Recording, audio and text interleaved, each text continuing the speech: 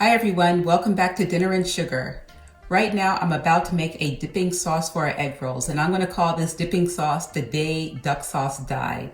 My husband used to love duck sauce with our egg rolls, but I always liked mango chutney with my egg rolls. And mango chutney is just so much better than duck sauce on so many levels. It has some nice texture to it, and it has some sweet and some sour notes, and it's just not that gelatinous pure sugar.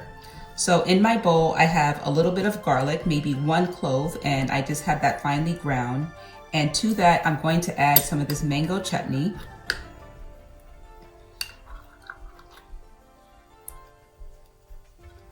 And to the mango chutney, I'm going to have a little squeeze of lime juice.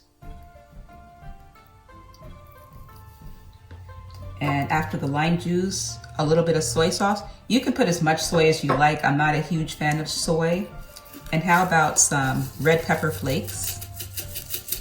They add a really, of course, spicy note and also some great color and texture. And some sesame oil. I told you we like sesame oil. And some black sesame seeds. Okay, so there's our sauce so far. I'm just gonna pop this in the microwave for about 15 seconds to loosen it up. Okay, our sauce is out of the microwave. Let's just give it a stir. And this sauce would be great on a lot of things. This would be a good finishing glaze for chicken, or even some skewered kind of Asian beef.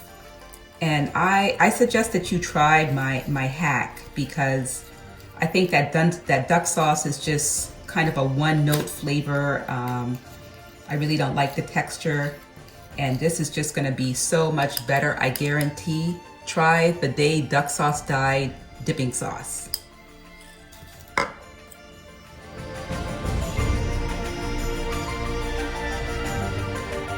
Thanks so much for tuning in to Dinner and Sugar. Don't forget to subscribe.